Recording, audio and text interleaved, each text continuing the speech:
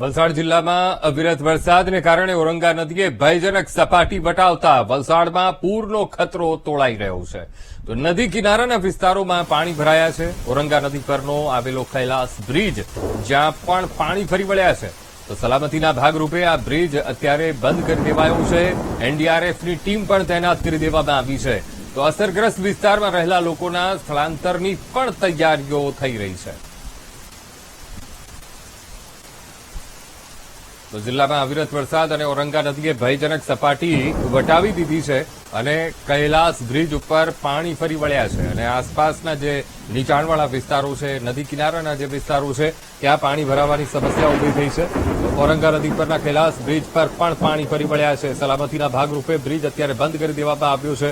હવે આપને જે દ્રશ્યો બતાવી રહ્યા છીએ, કૈલાસ બ્રિજના દ્રશ્યો બતાવી રહ્યા છીએ, જ્યાં ઓરંગા નદીનું પાણી ઉપરથી વહી રહ્યું છે. ભયજનક સપાટીએ ઓરંગા નદી પહોંચી ગઈ છે, કારણ કે જિલ્લામાં અવિરત વરસાદ, ઉપરવાસમાં ભારે વરસાદ, જેના કારણે ઓરંગા નદીમાં પુષ્કળ પાણીની આવક થઈ છે. ડેમ ઓવરફ્લો થયો છે. મધુબનમાંથી એક તરફ પાણી છોડવામાં આવી રહ્યું છે અને જેના કારણે ઓરંગા નદીની જળસપાટીમાં સતત વધારો થઈ રહ્યો છે. તો એનડીઆરએફની ટીમ પણ અત્યારે એલર્ટ મોડ ઉપર આવી ગઈ છે અને જે નીચાણવાળા વિસ્તારોમાં રહેતા લોકો છે તેમનું સ્થળાંતર કરવાની પણ પ્રક્રિયા શરૂ કરવામાં આવશે. તો આજ મુદ્દે સંવાદદાતા માનવ ઠાકોર ફોનલાઈન પર. માનવ, ઓરંગા નદીએ ભયજનક સપાટી વટાવી દીધી છે. કૈલાસ બ્રિજ ઉપરથી પાણી વહી રહ્યું છે. નદી કિનારાના જે વિસ્તારો છે ત્યાં પાણી ભરાયા છે. ત્યાં સ્થિતિ કેવી છે, માનવ?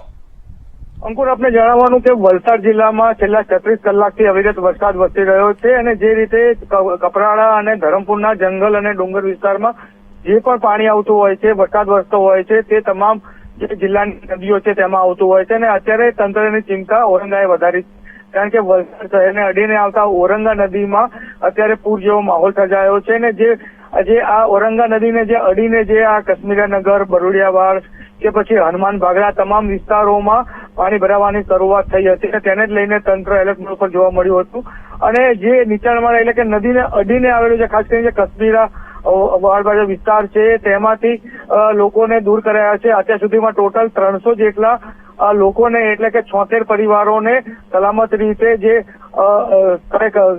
ખસેડી દેવામાં આવ્યા છે અને હજી આવતા 36 કલાક ભારે વરસાદની આગાહીને કારણે તંત્ર એલર્ટ મોડ ઉપર જોવા મળ્યું છે. તો જિલ્લાના કલેક્ટર પણ અત્યારે સ્થળ ઉપર જોવા મળ્યા હતા અને તેઓએ પણ જે તમામ અધિકારીઓને સૂચના આપી હતી અને આગામી સમયમાં કોઈ પણ પ્રકારની પરિસ્થિતિને પહોંચી વળવા માટે વલસાડ જિલ્લાનું વહીવટીતંત્ર એલર્ટ મોડ ઉપર છે.